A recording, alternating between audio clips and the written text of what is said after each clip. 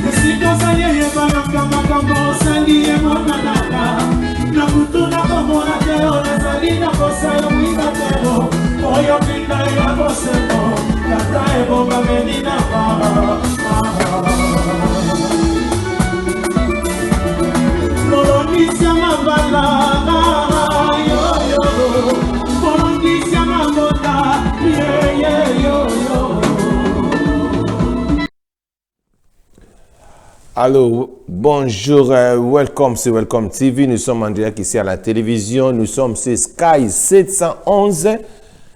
Télévision ici en Angleterre. Chaque samedi, je suis là. Alors, je suis le pasteur Bienvenu Messané. Je suis président. Il y a AVC, Autre Vision du Congo. Ici, dans la diaspora Mobimadon, on a président et président régional, surtout président fédéral, surtout dans la diaspora. On a président on a zongeli place nangai. Alors avant tout banda pour nous avons deux messages dans PSA pour bomoni na lati ni na AVC donc na zongeli bokonzi nangai ya AVC loko nanga mona zongeli yango calmement mbula sika makamwa sika. Pas de commentaires. Bula nanu extrêmement mukende na bazwa inga muketa na keneko sadere wana bon na zongela bino after those videos. Thank you. Bonibo, olobesinga itenga pena kolobisa yote kasi. Obesinga mbotete, elongina yonde boulevard na tambole laka. Elongina makadam, toso de mouton. Il m'appelait, je le sais. Ikabwe zapela katinanga. Namituni bonani. Oyebi motema, oyebi mabanzo. Oyebi kozanga nanga Yesu Samba sakaka mokwe Sambo ya tombola estereo Mwanetike Sambo ya bali sarite o mas Sali ya sika Na bosani ya kala Oyo na monela kipasi Ekomo ya na peteo Oya lobi eleki Ya sika yeyeo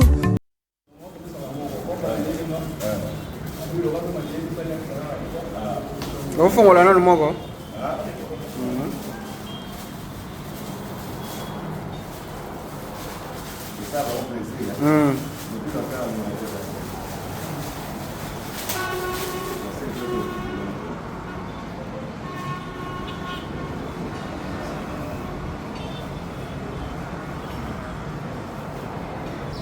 Ok. Kitsa mukena se. Ok. Yo zonga peti, kabla kota.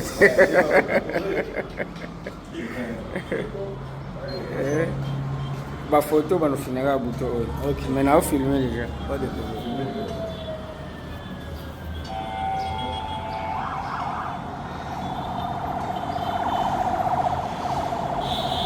C'est bon.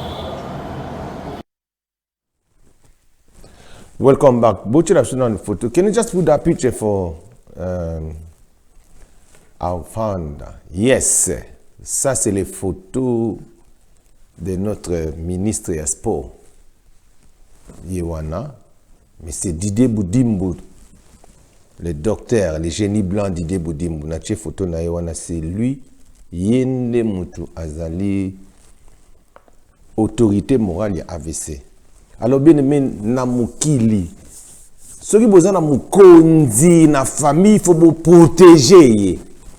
Na so bande la pauvre, tu vas comprendre le na lobawa. Na lobi, ceux qui na famille, vous avez besoin na mukonzi. Besoin na mutu aza mukonzi. O aza élevé. Il faut vous protéger mutuana. Na so ba pourquoi? Na Congo, il y a des hommes au bazaba bénédiction na makamono su basala kango. Oyebi tous dans le domaine du sport, notre équipe nationale et que na kano de tokewana. Et aussi na biso to supporter équipe nationale na biso a commencer par les têtes au Azali ministre des sports le docteur Didier Boudimbo to protéger to supporter donc to lingaye na lobby que na famille.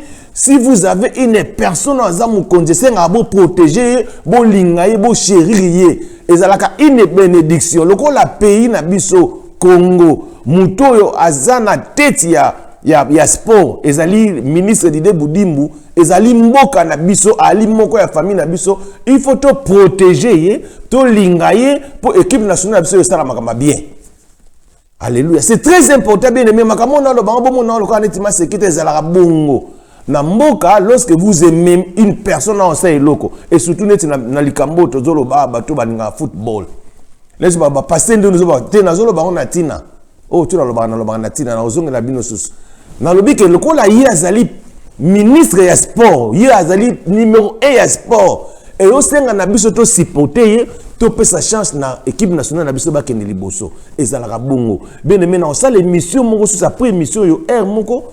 Dans le bama kambouana pende sport bien na fongolango bien parce que nazawa nous sommes na journée na biso ya sabbat o eza journée ya prière na biso mais eloko wana ko tchanka parce que na lobi ke wane o eza parti na nga eza famille na nga do fona za nango yango na la vie na lobi ke soki boza na mukonzi na famille esengela na mutu moko fa telema pour na protéger mukonzi wana na Congo nous avons un chef o azali présent Nani Félix to protéger to soutenir ye mboka ekobonga Congo ekobonga kaka po ezobonga tala nditi na kati na tango kala Sénégal e banaka o gagner biso mais na tango ministre di Boudimbo akoti eko gagner biso te to ko couper o gagner bang alors makama lo bandi na bina ko lobela likamba sport après dans ça l'émission moko spéciale pour kana sport pour présenter babilan makamni surtout oyo la kitaka ngamona na kati masolo oyo na to betango bien.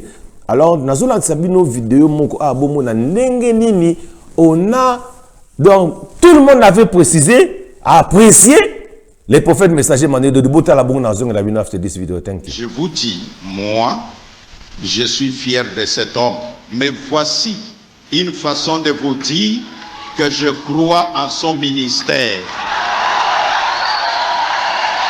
Parmi les richesses que nous possédons, il y a des hommes. Et parmi ces hommes, Emmanuel Dodi est une richesse pour ce pays. Quand déjà la spiritualité accepte un homme comme celui-ci, et donc toi qui reçois la parole qui nous communique, sache, tu es un homme béni, tu es une femme bénie.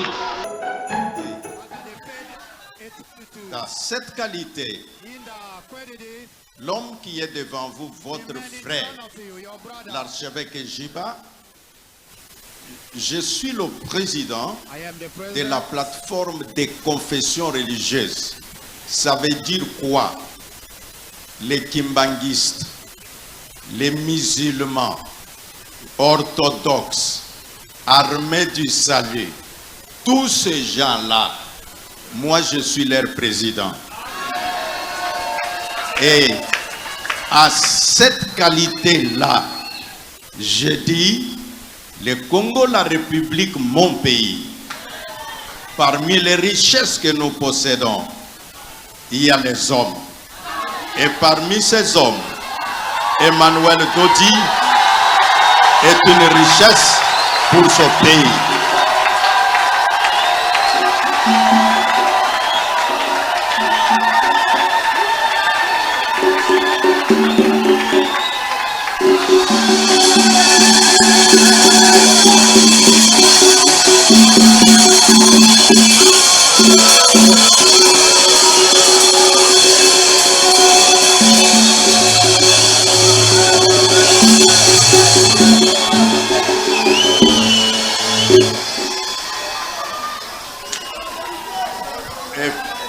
parce que le prophète a dit que nous respectons le temps, j'ai besoin de dire, si vous prenez toutes ces confessions que je viens de vous citer et que le président de toutes ces confessions parle, ça veut dire que je réunis en moi la spiritualité de la République démocratique du Congo. Et donc, à ce titre-là, quand déjà la spiritualité accepte un homme comme celui-ci, et donc, toi qui reçois la parole qu'il communique, sache, tu es un homme béni, tu es une femme bénie.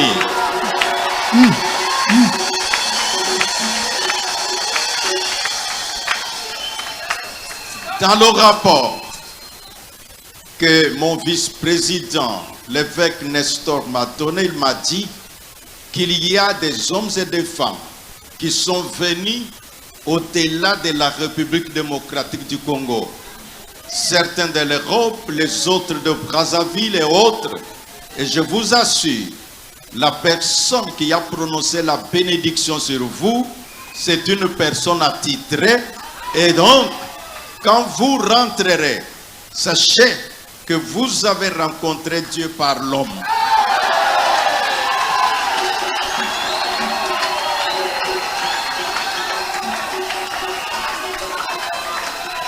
Ainsi, pour clôturer, je dis au prophète Emmanuel, merci pour votre esprit d'ouverture et vous êtes pour nous un partenaire fiable.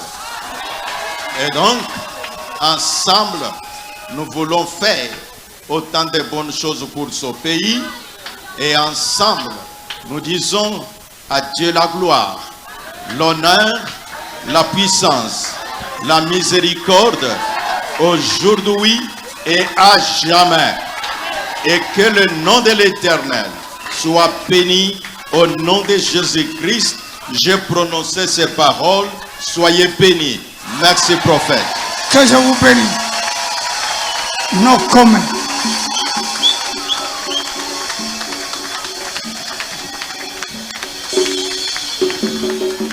Betel encore mamok. Tembe salinini.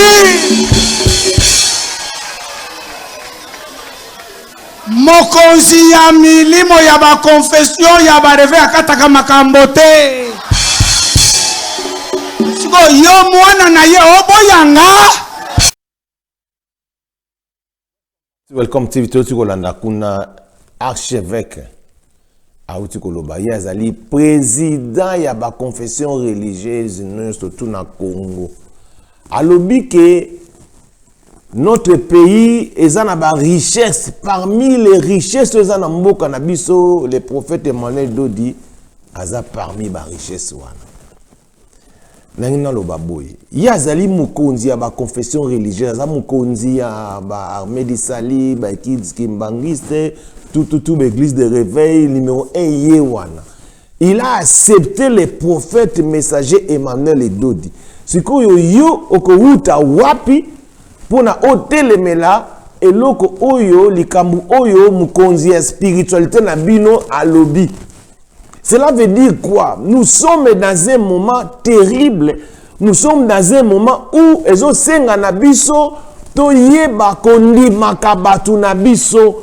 Toyeba kakotombola kabatu na biso. Lorsque quelqu'un azane loko ya nzambe ou quelqu'un azane loko moko songolo, il faut apprécier, élever cette personne. Voilà pourquoi ndenge na lobaki na liboso, il faut songi bozana monakati na famille, bozana mukonzi, il faut protéger cette personne. Et la personne que nazo loba protéger na lobi boye, le kola toza na père spirituel, notre père, oazo kamba biso spirituellement. Le lata le loba bazolo ba papa spirituel azala te, mais il y a ezalaka nango ezanango problème été. Yo soko moni que papa spirituel azate, mais ngana zo mona que ezanango normal, ezama bete ezali sumute. Lorsque tu es un père oazo ko encadrer dans la foi, eza normal. Voilà pourquoi dans le Bible Et tant que Moutou a une bénédiction pour le Congo, donc à Moutou, il faut surtout protéger, parce qu'il va protéger aussi beaucoup des hommes. Il est une bénédiction aussi pour beaucoup des hommes, même dans l'équipe nationale, dans Moka, tant où il n'y a pas dans Masolo, azo bonde là, azo prier, azo protéger. Voilà pourquoi, bien aimé dans le Seigneur, nous devons protéger notre prophète de la nation. Alors, dimanche, il y a les Nazotala Datango, tous en la réunion, moko. Réunion, oyo, et ça date na tchakiango déjà. Nazo bandela yango pona bandeko. Tous en la réunion, dimanche, les combien? 3, 4. Dimanche, le 25 janvier. Donc, dimanche le 25 janvier, nous avons une réunion oyo tokuta na kati na Tottenham na numéro 2 Avenue Road na Tottenham N15. Tokuta na wana na bandeko nyonso tu ya AVC tokuta na wana na réunion wana tozala wana à partir ya 13h tina 15h jusqu'à après kaka prière na biso tozala na toko solo là. Comment est-ce que tu as et surtout le quoi naza coordinateur ya ba président ya fédéraux oyo to solo lango to sala makambango très bien. Dimanche il y a le 25 janvier nous serons là na tina ba invitation na bande konyo surtout to kutana wana na Tottenham. Alors nazo pesa programme na biso ya église na biso awa ya Citadel c'est fait ici en Angleterre to kutana ka chaque lundi à partir de 21h à 22h, nous avons la prière online. Les numéros sont bengi au côté, nous avons la prière online ensemble. Et puis chaque dimanche, nous lobby, nous avons la prière na biso, na kati ya Citadel CF na Tottenham N15, na Saint Anne Church, na Saint Anne Road, croisement Saint Anne Road na Avenue Road. Kakawana na Saint Anne Church, nous allons à partir à 11h30 et 14h30. Nous serons là chaque samedi. Alors, on est bien aimé dans le Seigneur. Nous avons besoin de makamaro bébélé. Nous avons un moment de prière. Oyo, tobengi prière à Saba. Bien aimé, tu as passé un moment. Nous avons un thème. Nous avons malamu mingi ya koloba. Nangina lobelango mingi. Na mbulo to koti oyo. Ba makambo bébélé au sale zali. Mais aussi, on a biso to tambola na sagesse. Bien aimé. Lorsque les prophètes avaient prophétisé, avaient parlé le 31 décembre, passage et ça a plaisir. Lorsque Moïse priait, Moïse a prié, na psaume 90, verset 12, alobi, Seigneur, apprends-moi à bien compter mes jours, en fait que j'apprenne mon cœur à la sagesse. Moïse a prié à Saint-Nzambe, à la Kisaye, n'a pas compté ba jour na ye pour atambola na boania. Bien aimé dans la vie, si tu n'as pas la sagesse, tu n'as pas l'intelligence, on peut échouer dans ma cambo belé. Et puis battre belé, puis battre mémo en rêve. Voilà pourquoi na moulo to bandi. Nous allons janvier. Tout tambola na boania na Nzambe. Tout tambola na mayele na Nzambe. Tout tambola kana kaka na intelligence bote to tambola kana bona ya Nzambe intelligence ya Nzambe obanda ko calculer qu'est-ce que tu avais fait dans l'année passée oyo omona ki ke tambola ki bien na tambola ki malamu te. Lorsque Moïse avait prié oyo loba oyo o aloba ki passage wana ezala ki eza mutuka normalité. C'était un prophète oyo bana Israël ti loba ndimaka ye le prophète Moïse. Seigneur, d'éternité en éternité, tu es Dieu. Yomutu ozongi saka mutu na poussière. Tu fais rentrer les hommes dans la poussière quand tu veux. Yomutu lali saka batu. A prier, à prier, à prier, à prier. A bondele la binzambe la kisanga yi. Ndenge ni nakoko tambusa mbomo ina ngai na bwanya. Elingolo banini. Après moi na bien calculer ba jour na nga o etikali na mokili oyo. Mais combien de temps on est na on a mokili pour vivre? Combien de temps on est na on a mokili pour vivre? Yo peut-être nous sommes na que non za makasi za boye, mais tu ne sais pas lorsque tu commis na moula sika, batana on peut éliminer. Il faut qu'on yeba, qu'on pose la kanzambe après ça au sagesse. Peu intelligence ya nzambe. Oyeba ko compter ba jour na yo. Compter les bienfaits. Compter les temps où etikali po na yo. Calculer les jours. Oyeba ko calculer bien aimé. Les gens ne calculent pas. Baso vivre on dirait ba nyama. Azu allié, alali na yelo besal sur ndengeni. Azu sur non, calculer combien de temps qui te reste dans ce monde. Alors, na batan oyo etikali na mokili, commencez d'abord à faire du bien na batan oyo. Na batan oyo etikali le reste du temps oyo etikali na vie, banda ko sala molamu. Il faut spiritualité est à la plus élevée que makamou ya cher. To kota na spiritualité, bien aimé, message na ote yango lobby na prière. Yaka lobby na prière na citadine na biso c'est fait na ko développer yango na ebandeliti na suka. Ndenge nini koyeba kotambwisa bomoi na ona sagesse.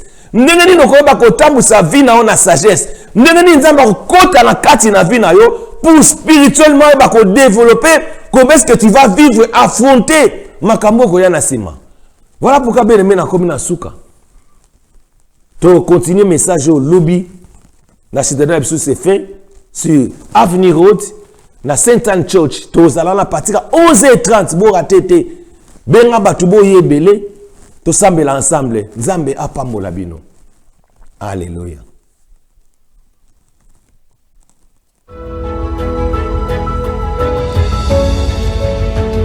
Dida como tamo ya finish adini vie propre.